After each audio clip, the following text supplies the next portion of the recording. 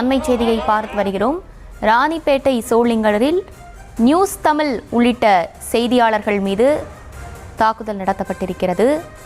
News Tamil செய்தியாளர் உள்ளிட்டோர் காயமடைந்திருப்பதாகவும் தற்போது நமக்கு ஒரு தகவல் கிடைக்கப்பெற்றிருக்கிறது. அண்மை செய்திகளாக தற்போது பார்த்து வருகிறோம்.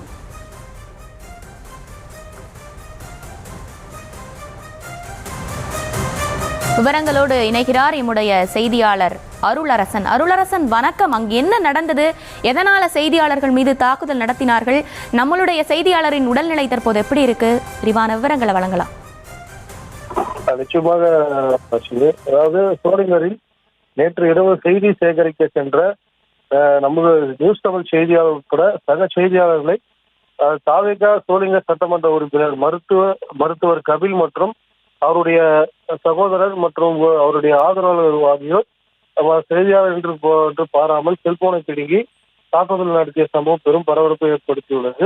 மேலும் சட்டமன்ற உறுப்பினரை கண்டித்து சக செய்தியாளர் மற்றும் உறவினர்கள் மற்றும் வழக்கறிஞர் ஆகியோர் அவர் மீது நடவடிக்கை எடுக்க வேண்டும் என 200க்கும் மேற்பட்ட சாலை மறியல் போராட்டத்தில் ஈடுபட்டதால் பரபரப்பு காணப்பட்டது.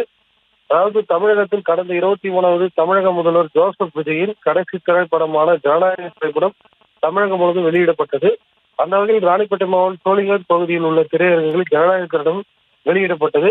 இதனை தாவேகா சட்டமன்ற உறுப்பினர் மருத்துவர் கபில் மற்றும் அவருடைய ஆதரவாளர்கள் படத்தை பார்த்துவிட்டு வெளியே வந்த சோளிங்கர் சட்டமன்ற உறுப்பினரை கபிலிடம் செய்தியாளர்கள் படம் எடுத்து இருந்தனர். மேலும் என கேள்வி எழுப்பியதோடு அப்போது மைக்கை பிடித்த ஒரு யூடியூப் சேனலை சேர்ந்த சிவா என்பவரை எம்எல்ஏ கபில் என்பவர் அடிக்க கை ஓங்கிய வீடியோ தற்போது சமூக வலைதளங்களில் ஒரு செய்தி சேனலிலும் ஒளிபரப்பு செய்தி பெரும் பரபரப்பு ஏற்படுத்தியது. இதனைத் தொடர்ந்து சிவா அந்த யூடியூப் சேனல் சேர்ந்த சிவா என்பவரை எம்எல்ஏ மீது எந்த தவறும் இல்லை, நான் தான் மைக்கை நீட்டினேன், அவர் விளையாட்டாக தான் கை ஓங்கினார் என தனது இன்ஸ்டாகிராம் பக்கத்தில் அவர் அன்றே ஒரு வீடியோ ஒன்றை பதிவிடுமாறு கபிலின் ஆதரவாளர்கள் அவரை தொடர்ந்து மிரட்டல் விடுத்து அதை பதிவு செய்திருந்தார்.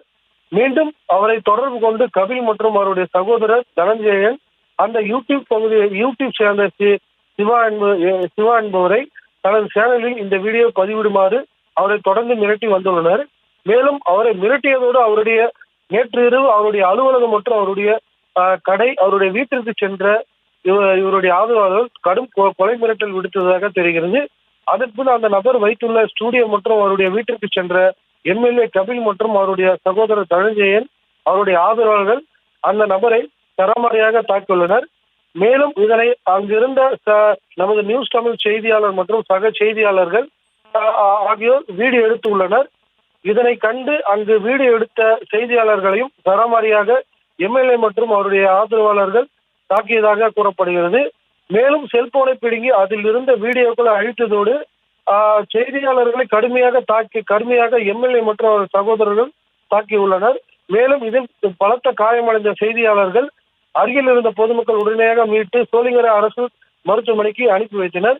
மேலும் பாதிக்கப்பட்ட செய்தியாளர்கள் மற்றும் தொடர்ந்து அவர்களுக்கு சிகிச்சை அளிக்கப்பட்டு வந்தது. இதனால் ஆத்திரமடைந்த சக செய்தியாளர்கள் மற்றும் பொதுமக்கள், பாதிக்கப்பட்ட உறவினர்கள், வழக்கறிஞர்கள் என 200க்கும் மேற்பட்டோர் சோளிங்கர் பகுதியில் தாவேகா சட்டமன்ற உறுப்பினர் மருத்துவர் கபில் மற்றும் அவருடைய சகோதரர் அவருடைய ஆதரவாளர் ஆகியோரை கைது செய்து சட்ட ரீதியான நடவடிக்கை எடுக்க வேண்டும் என தெரிவித்து தொடர்ந்து சாலை மறியல் போராட்டத்தில் ஈடுபட்டனர். அதாவது தமிழக முதல்வர் ஜோசப் விஜய் தற்போது தமிழகத்தில் அமைந்துள்ள தங்கள் தூய ஆட்சியில் அனைவருக்கும் பாதுகாப்பு உறுதிப்படுத்தும் என கூறி வரும் நிலையில் 4ஆம் தூணாக விளங்கும் செய்தியாளர்கள் மக்களால் தேர்ந்தெடுக்கப்பட்ட ஒரு தாவேகா சட்டமன்ற உறுப்பினர் மற்றும் அவருடைய சகோதரர் ஆதரவாளர்கள் இது போன்ற அராஜகம் ஒரு தப்பு நடப்பதை செய்தியாளர்கள் படம் பிடிக்கும் போது அராஜக போக்கில் தாக்கியுள்ள சம்பவம் அப்பகுதியில் பெரும் பரபரப்பை அதிர்ச்சி ஏற்படுத்தியுள்ளது. மேலும் பலத்த காயமடைந்த சக செய்தியாளர்கள் தற்போது மருத்துவமனையில் சிகிச்சை பெற்று வருகின்றனர்.